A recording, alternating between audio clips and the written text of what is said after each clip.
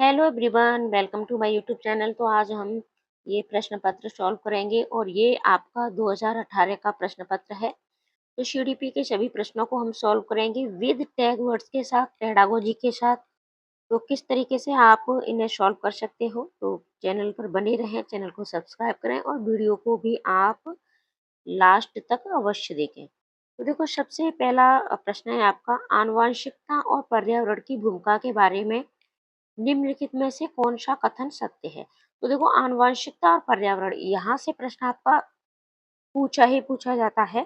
तो ये भी एक आपका टॉपिक है। तो आनुवंशिकता, पर्यावरण, बच्चे के विकास में क्या इनकी भूमिका है, ये आपको पता होना चाहिए। तो इन दोनों टॉपिकों को आपको पढ़ लेना है। आनुवंशिकता का आपका 80% रोल होता है बच्चे की भूमिका में, और पर्यावरण का 20%। ठीक है, तो ये बात आपको पता होनी चाहिए। तो चलो अब हम ऑप्शन देखते हैं। विकास के कुछ पहलू आनुवंशिकता और विकास और कुछ अन्य पर्यावरण से अधिक प्रभावित होते हैं।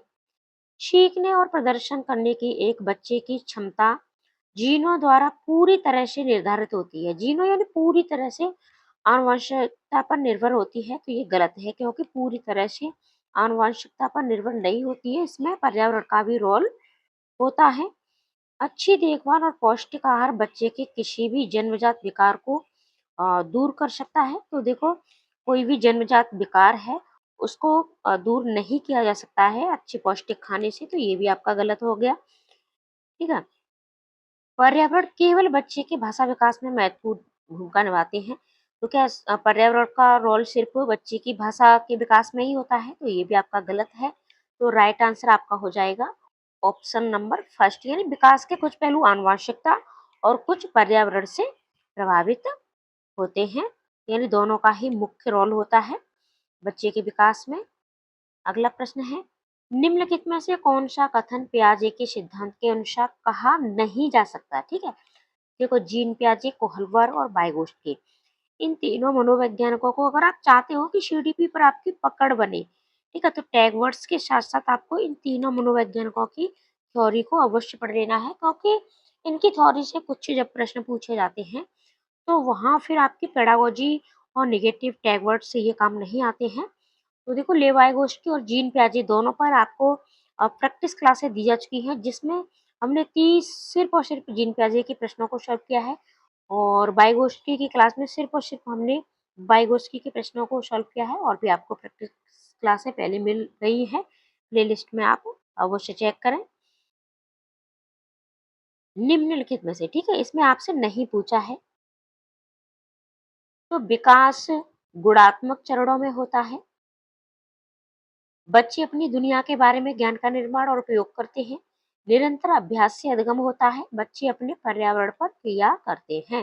तो देखो, ये तीन ऑप्शन आपके सही हैं, यानी विकास गुणात्मक चरणों में होता है। और उन्होंने कौन से चरण दिए हैं? ठीक है, यानी बच्चे अपनी दुनिया के बारे में ज्ञान का निर्माण स्वयं करते हैं और उसका उपयोग करते हैं। इन्होंने बच्चे को नन्हा वैज्ञानिक माना है। ठीक है, बच्चे अपने पर्यावरण पर क्रिया करते हैं। तो ये तीन ऑप्शन आपके सही है। तो इसमें गलत आपका कौन सा है? गलत है आपका ऑप्शन नंबर 3, निरंतर अभ्यास से अधिगम होता है। ठीक है, निरंतर अभ्यास से अधिगम होता है। तो यही आपका राइट आंसर हो जाएगा, क्योंकि आपसे नहीं पूछा है। और निरंतर अभ्यास से अधिगम किस मनोवैज्ञानिक ने माना है? आप हमें कमेंट करके अवश्य बताएं। निम्नलिखित में से कौन सी पूर्व संक्रियात्मक की एक सीमा नहीं है? देखो, यहाँ भी आपसे नहीं पूछा है। पूर्व संक्रियात्मक, सबसे पहली अवस्था है आपकी संवेदी। ठीक है, संवेदी गामक या संवेदी, ठीक है, इंद्रिय जनित भी बोल देते हैं इसको। फिर आपकी पूर्व संक्रियात्मक, दूसरी, तीसरी आपकी मूर्त संक्रियात्मक, चौथी आपकी अनौपचारिक या अमूर्त संक्रियात्मक अवस्था। और इनके एज भी आपको याद करनी है। संवेदी यानी बच्चा सबसे संवेदनशील होता है, तो 0 से 2 वर्ष। ठीक है, फिर 2 से आपकी 6 वर्ष, 6 से 12 और 12 से ऊपर, इस तरीके से। तो राइट आंसर आपका क्या होगा? राइट आंसर आपका होगा ऑप्शन नंबर 2, यानी प्रतीकात्मक विचार का विकास, ध्यान केंद्रित करने की प्रवृत्ति, अहम मान्यता और अनुत्क्रमणीयता, ये तीनों पूर्व संक्रियात्मक में आपके बच्चा सीख चुका होता है। अगला प्रश्न है, डैश के अलावा निम्नलिखित कारणों से खेल युवा बच्चों के विकास में एक महत्वपूर्ण भूमिका निभाता है।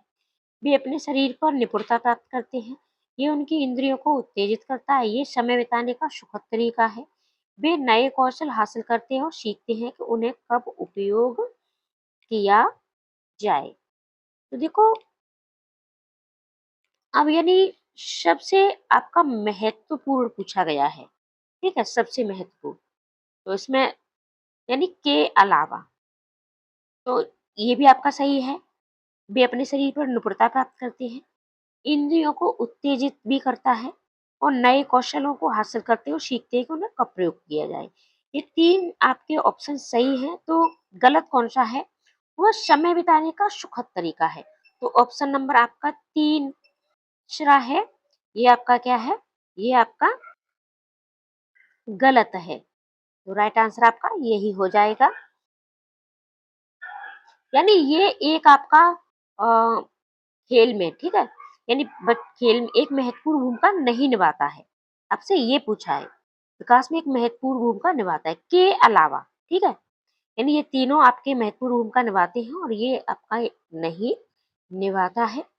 अगला प्रश्न है, निम्नलिखित में से कौन-सा प्रश्न बच्चों को गंभीर रूप से सोचने के लिए आमंत्रित करता है? गंभीर रूप यानी विचार के साथ, ठीक है? क्या आप इसका उत्तर जानते हैं? सही जवाब क्या है? क्या आप इसी तरह की स्थिति के बारे में सोच सकते हैं? विभिन्न तरीकों से हम इसे कैसे हल कर सकते हैं? यानी बच्चों से जो बच्चे गंभीर रूप से जब चिंतन और किस प्रश्न पर ज़्यादा करेंगे, तो राइट आंसर आपका क्या होगा? राइट आंसर आपका होगा ऑप्शन नंबर 4, यानी इसे हम विभिन्न तरीकों से किस तरीके से कर सकते हैं। अगला प्रश्न देखेंगे, निम्नलिखित में से कौन सा विकल्प प्रगतिशील शिक्षा का सबसे अच्छा वर्णन करता है? तो देखो, प्रगतिशील शिक्षा से भी प्रश्न आपका हर बार पूछा जाता है और ईवीएस इम्पोर्टेंट टॉपिक, सीडीपी के इम्पोर्टेंट टॉपिक, भाषा के इम्पोर्टेंट टॉपिक, यानी सभी सब्जेक्टों के इम्पोर्टेंट टॉपिकों पर क्लास आपको दी जा चुकी है। इम्पोर्टेंट टॉपिक की क्लास अवश्य देख लेना, ताकि कोई भी इम्पोर्टेंट टॉपिक आपका छूट नहीं जाए। आपको अवश्य उसको पढ़ लेना है,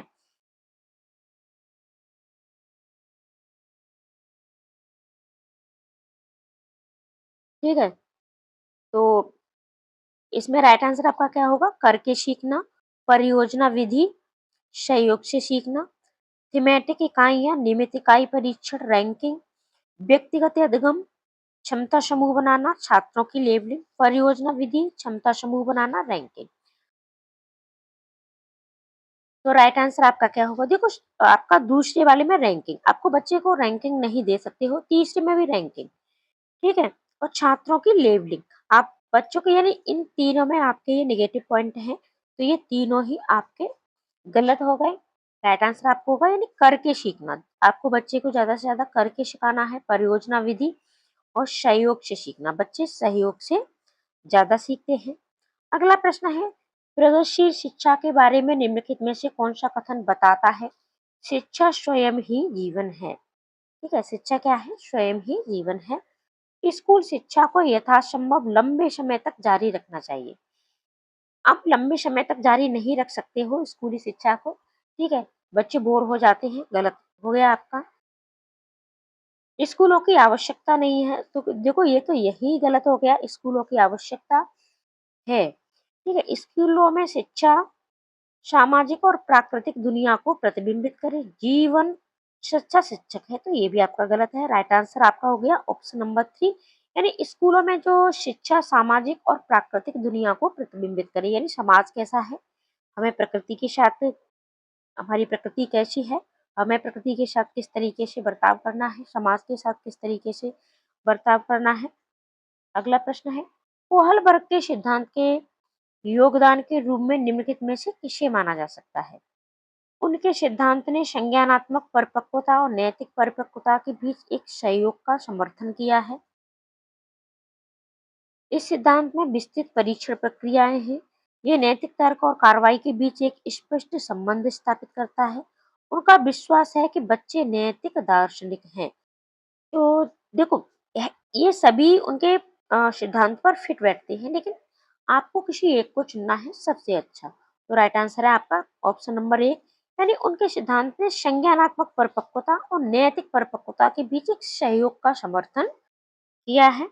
अगला प्रश्न देखेंगे, निकटवर्ती विकास का क्षेत्र संदर्भित करता है। निकटवर्ती, ठीक है, तो राइट आंसर इसका क्या होगा? उस चरण को जब अधिकतम विकास संभव है, उस विकासात्मक चरण को जब बच्चा सीखने की पूरी जिम्मेदारी लेता है, एक संदर्भ को जिसमें बच्चे सहयोग के सही स्तर के साथ कोई कार्य लगभग स्वयं कर सकते हैं, उस सीखने के बिंदु को जब सहयोग वापस लिया जा सकता है। अब देखो, बहुत से बच्चों को ये निकटवर्ती विकास का क्षेत्र ये समझ में नहीं आता है हिंदी में, तब आपको इंग्लिश वाले ऑप्शन को अवश्य पढ़ लेना है, zone of proximal development, Z-P-D. और ये जेड-पी-डी किसने दिया है ये आपको कमेंट करके अवश्य बताना है, क्योंकि हमने लेव वाइगोस्की और कोहलबर्ग दोनों ही पढ़ लिए हैं। तो ये जेड-पी-डी किस मनोवैज्ञानिक ने दिया है दोनों में से? कोहलबर्ग ने दिया है या फिर जीन पियाजे ने? आप कमेंट करके हमें अवश्य बताएं। तो राइट आंसर आपका क्या होगा? ऑप्शन नंबर 3, यानी एक संदर्भ को जिसमें बच्चे सहयोग से सही स्तर के साथ कोई कार्य लगभग स्वयं कर सकते हैं। यानी जेडपीडी क्या है? ठीक है, जेडपीडी है यानी बच्चों को, यानी उसके वयस्कों द्वारा, उसके सहयोगी द्वारा, यानी कोई ज्यादा जानकार व्यक्ति के द्वारा दी जाने वाली और सहायता, ठीक है, टेम्परेरी सहायता दी जाती है बच्चे को। एक उभयलिंगी व्यक्तित्व स्त्री लक्षण वाले पुरुषों को संदर्भित करता है। में आमतौर पर माने गए मर्दाना और स्त्री गुणों का समायोजन होता है। में दृढ़ और अहंकारी होने की आदत है। समाज में प्रचलित रूढ़िवादी लिंग भूमिकाओं का पालन करता है। तो राइट आंसर आपका क्या होगा? राइट आंसर आपका होगा नंबर 2, यानी ये जो उभयलिंगी, ठीक है, तो इनमें स्त्री और पुरुष दोनों के गुण समायोजित होते हैं। आपने देखे होंगे, ऐसे बहुत से लोग होते हैं जिनमें स्त्री और पुरुष दोनों के गुण होते हैं। बच्चे डैश को छोड़कर, यानी एक को छोड़ करके अन्य सभी के द्वारा लिंग भूमिकाएं ग्रहण करते हैं। तो किससे नहीं करते हैं लिंग? तो मीडिया, समाजीकरण और संस्कृति। तो देखो, ये तीनों ही हमारे यानी लिंग भूमिका ग्रहण कराने में बच्चों की भागीदारी निभाते हैं। लेकिन राइट आंसर आपका ट्यूशन, तो क्या आपसे एक नहीं पूछा है।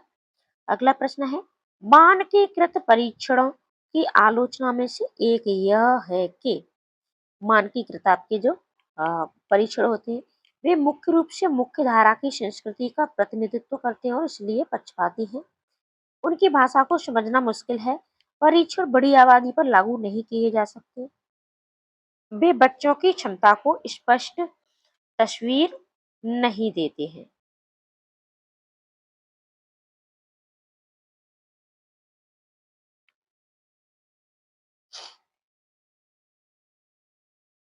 तो राइट आंसर आपका क्या होगा? यानी वे मुख्य रूप से मुख्य धारा की संस्कृति का प्रतिनिधित्व करते हैं और इसीलिए पक्षपाती हैं। यानी उनकी आलोचनाओं से, ठीक है। अगला प्रश्न देखेंगे, एकाधिक बुद्धिमानी का सिद्धांत किसने दिया? ठीक है, एकाधिक यानी अ, ए- आपका एक कारक, ठीक है, एक कारक, द्विकारक, त्रिकारक, इस तरीके से बुद्धि के सिद्धांत आपने पढ़े होंगे। तो बहुकारक किसने दिया है? ये आपका एकाधिक बुद्धिमानी का। बुद्धि तेजी से बढ़ाई जा सकती है। बुद्धि कई प्रकार की हो सकती है। पेपर पेंसिल परीक्षण सहायक नहीं है। प्रभावी अध्यापन के द्वारा बुद्धि बढ़ाई जा सकती है। तो राइट आंसर है आपका, यानी बुद्धि कई प्रकार की हो सकती है। अगला प्रश्न है आपका, शिक्षक सीखने के लिए मूल्यांकन और सीखने के मूल्यांकन दोनों का उपयोग कर सकते हैं। ठीक है, एक तो हो गया आपका सीखने के लिए मूल्यांकन और दूसरा है सीखने के मूल्यांकन। तो दोनों का उपयोग कर सकते हैं।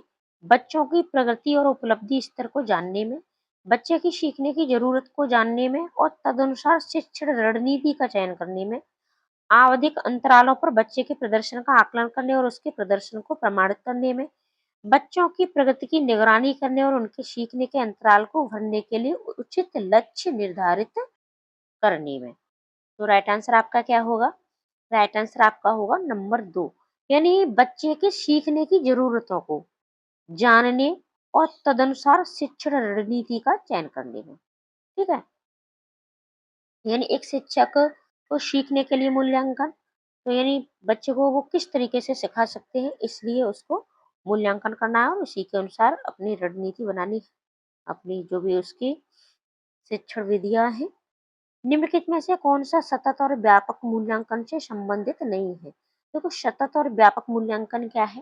यानी बच्चे का निरंतर आपको मूल्यांकन करना है, सिर्फ अंकों से आप उसे नहीं देखना है, बच्चे को उसके खेल-कूद में कितना योगदान दिया है, ठीक है?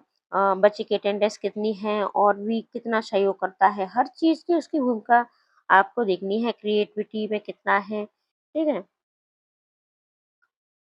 तो इसे भारत के शिक्षा के अधिकार अधिनियम द्वारा अनिवार्य किया गया है। ये शिक्षण अधिगम प्रक्रिया का एक अभिन्न अंग है। ये विभिन्न शिक्षा क्षेत्रों में बच्चे की उपलब्धि पर केंद्रित है। ये बच्चों में धीमे, खराब और बुद्धिमान के रूप में चिह्नित करने में उपयोगी है। तो देखो आप बच्चों को धीमे, खराब और बुद्धिमान के रूप में चिह्नित नहीं कर सकते। ये आपका राइट आंसर नहीं है और पहला भी आपका ये गलत है। तो सतत और व्यापक मूल्यांकन 2 आपके पास बचे, ठीक है? तो राइट आंसर आपका क्या होगा? ओह सॉरी, अ, हम राइट के साथ जा रहे हैं लेकिन हमसे पूछा नहीं गया है, ठीक है? हमसे नहीं नहीं पूछा गया है, ठीक है? तो हमें नहीं के साथ जाना है, यानी एक इसको नहीं करता। देखो जैसे भारत के शिक्षा के अधिकार यानी आपका जो शिक्षा का अधिकार नियम आरटी एक्ट 2009 है, तो इसे अनिवार्य तो किया गया है, ठीक है? स्कूलों में इसे अनिवार्य किया गया है, तो ये भी सही है, ठीक है? ये भी सही है, यानी ये शिक्षण अधिगम प्रक्रिया का एक अभिन्न अ, हिस्सा है। तो ये विभिन्न शिक्षा क्षेत्रों में बच्चे की उपलब्धि पर केंद्रित है, यानी शिक्षा क्षेत्रों में, ठीक है? तो राइट आंसर आपका क्या होगा? राइट आंसर आपका होगा ऑप्शन नंबर 4, यानी आप बच्चे को धीमा, खराब और बुद्धिमान के रूप में चिह्नित नहीं कर सकते, ठीक है? तो राइट आंसर आपका ऑप्शन नंबर 4। देखो नहीं में ही गड़बड़ हो जाता है, कभी-कभी प्रश्न आते हुए भी हमारा गलत हो जाता है। और आप चैनल पर बने रहें, विद पेडागोजी क्लासेस मिलेंगी, साथ ही साथ ट्रिक और टिप्स पर भी वीडियो पहले भी बहुत सारी दी जा चुकी हैं और जल्द ही फिर से मैं आपके लिए वीडियो बनाऊँगी ट्रिक पर भी, ठीक है? और आपकी देखो भाषा में से, ठीक है? भाषा आपकी 2 भाषाएँ पूछी जाती हैं 60 नंबर की और 60 में से आप 55 और 50 नंबर आराम से लेकर के आ सकते हो। तो करना क्या होता है कि दोनों भाषाओं से आपके गद्यांश-पद्यांश से प्रश्न छाँटने के लिए आते हैं और आपको ठीक है? तो इसके यानी गद्यांश-पद्यांश से ही प्रश्न छाँटने से ही आपके 30 प्रश्न बनते हैं। तो अब ये 30 प्रश्न आपको किस तरीके से छाँटने हैं, गद्यांश-पद्यांश पढ़ने में भी आपका टाइम बहुत ज़्यादा लगता है, क्या ट्रिक अपनानी है, क्या टिप्स अपनानी है। तो इसके लिए आप हमारी ये गद्यांश-पद्यांश वाली वीडियो ज़रूर देखना। आप लोगों ने इस पर बहुत प्यार दिया है, ठीक है? तो और अभी भी आपका प्यार इस वीडियो पर मिल रहा है, 30 के व्यूज़ हैं वीडियो पर, तो इस वीडियो को भी आप अवश्य देख लेना, लिंक डिस्क्रिप्शन में है, ठीक है? वरना सबसे पॉपुलर वीडियो में आप इसे देख सकते हो। बच्चों में प्रतिभाशालीता डैश के कारण हो सकती है। आनुवंशिकता और वातावरण के बीच एक अंतःक्रिया, एक संसाधन समृद्ध वातावरण, सफल माता-पिता, एक अनुशासित दिनचर्या।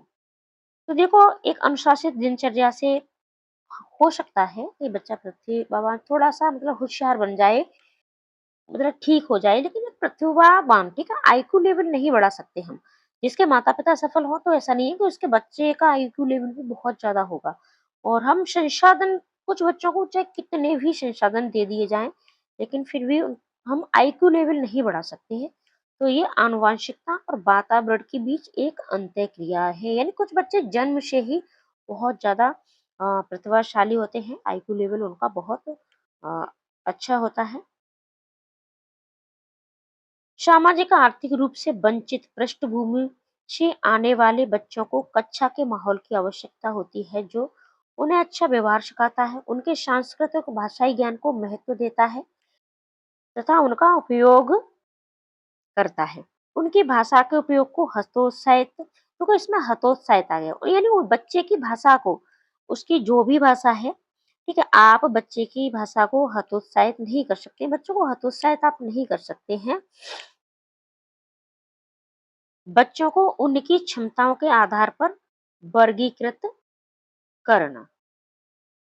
तो बच्चे को आप उनकी भाषाओं के आधार पर वर्गीकृत भी नहीं कर सकते, ठीक है? यानी आपको सभी बच्चों की भाषा को महत्व देना है, ठीक है? भाषाई संसाधन बना सकते हो आप उसे। तो राइट आंसर आपका क्या होगा? ऑप्शन नंबर 2, उनके सांस्कृतिक और भाषाई ज्ञान को महत्व देता है तथा उनके उपयोग करता है। अगला प्रश्न है, कक्षा में सृजनात्मक और प्रतिभाशाली बच्चों के लिए आवश्यक हस्तक्षेप निर्भर करता है शिक्षक द्वारा अनुकूलित और प्रेरक निर्देशन तरीकों के उपयोग पर, उन्हें अतिरिक्त समय दिए जाने पर, उनके प्रति स्नेही होने के नाते पर, उन्हें अन्य बच्चों के को पढ़ाने की जिम्मेदारी देने पर। यानी सृजनात्मक और प्रतिभाशाली बच्चों के लिए आवश्यक हस्तक्षेप निर्भर करता है। कक्षा में बच्चा आपका सृजनात्मक है, प्रतिभाशाली है, तो आप उनसे क्या करवा सकते हो?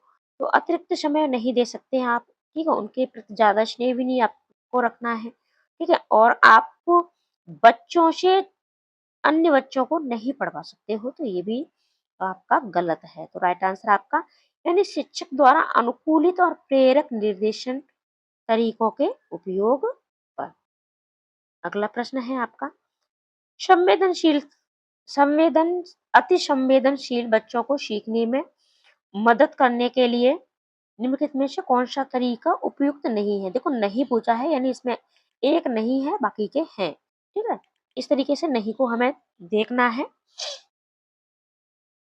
एक कार्य को छोटे प्रबंधनीय खंडों में तोड़ना, अधिगम के वैकल्पिक तरीकों की पेशकश, उनके दैनिक कार्यक्रम में शारीरिक गति का समावेश, बेचैन होने पर अक्सर उन्हें फटकार लगाना। तो अब अति संवेदनशील बच्चे हैं, तो बेचैन भी अ, हो सकते हैं, तो राइट आंसर आपका यही हो जाएगा। आप बच्चे को उन्हें फटकार नहीं लगा सकते हो, ठीक है? अगला प्रश्न है, अलग-अलग पैटर्न वाले, यानी अलग-अलग सोच वाले पैटर्न उन बच्चों की पहचान करते हैं जो विकलांग है, डिस्लेक्सिक है, सृजनात्मक है, प्रत्यास्थी है। तो राइट आंसर आपका क्या है? राइट आंसर है आपका सृजनात्मक है, यानी सृजनात्मक बच्चों की पहचान करते हैं।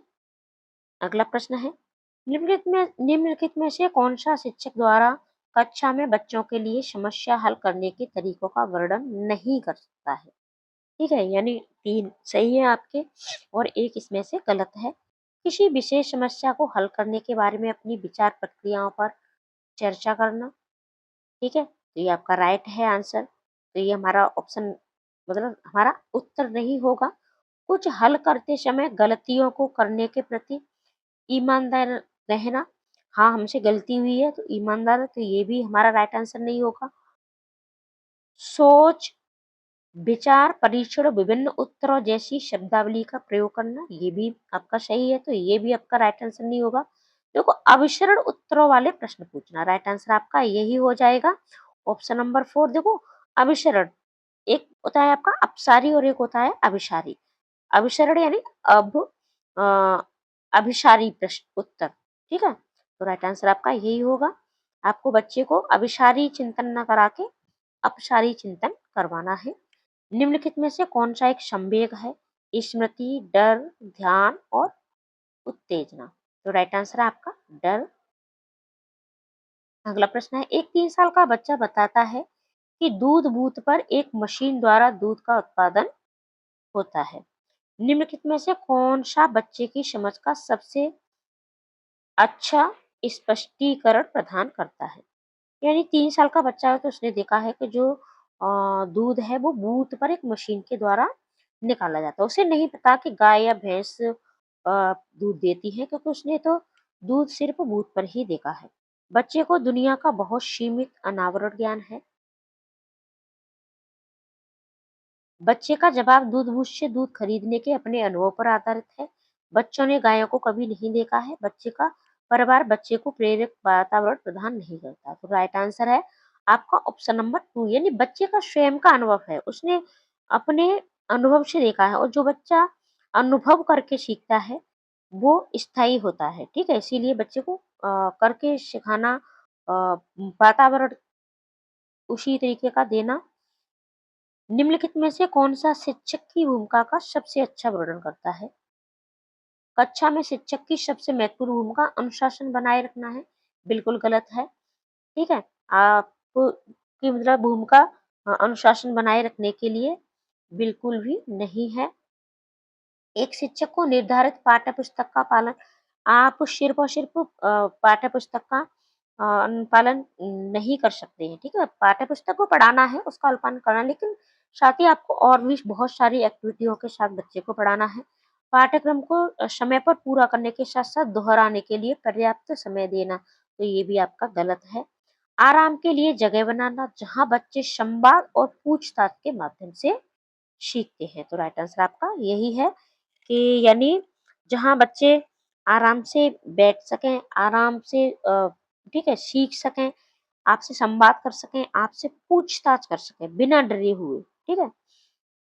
निम्नलिखित में से कौन-सी कक्षा समृद्ध शिक्षा को प्रोत्साहित करती है? वह कक्षा जिसमें प्रदर्शित विभिन्न प्रकार की सामग्री बच्चों की पहुँच से परे हो। अब सारी चीज़ें जब बच्चों की समझ से परे होगी, ठीक है, तो गलत हो गई। समृद्ध शिक्षा को प्रोत्साहित करना है आपको। वह कक्षा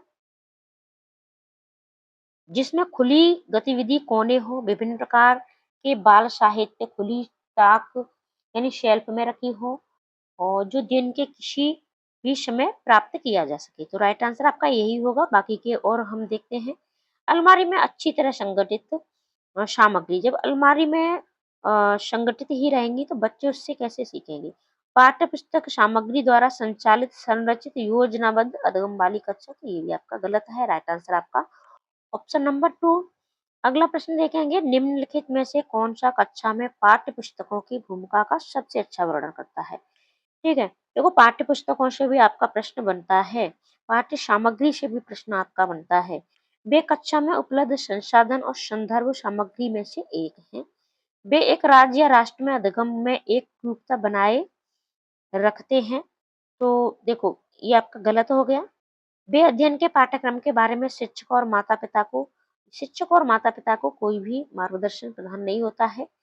वे संसाधन रहित, देखो पाठ्यपुस्तकें संसाधन रहित नहीं है, वो भी एक संसाधन है, ठीक है? लेकिन राइट आंसर है आपका ऑप्शन नंबर ए, यानी वे कक्षा में उपलब्ध संसाधन और संदर्भ सामग्री में से एक है। और इन संसाधन सामग्रियों में आपका चॉक है, ठीक है, डस्टर है, आपका ब्लैक बोर्ड है, ये सारी चीजें आपके संसाधनों में आती हैं। पाठ्य पुस्तक है। राष्ट्रीय पाठ्यचर्या फ्रेमवर्क 2005 ने अपनी समझ डैश से प्राप्त की है? मानवतावाद, व्यवहारवाद, रचनावाद, संज्ञानात्मक सिद्धांत। तो किससे ली गई है? तो राइट आंसर आपका रचनावाद। अगला प्रश्न है, कक्षा में बच्चों को प्रेरित समझा जा सकता है यदि वे अच्छी तरह से वर्दी, गलत है। वे कक्षा में अनुशासन, ये भी आपका गलत है। वे उपस्थित में नियमित हैं, ये भी आपका गलत है। प्रेरित है, ठीक है, आपको प्रेरित यानी बच्चे किस तरीके से प्रेरित है, कब आप समझ पाओगे?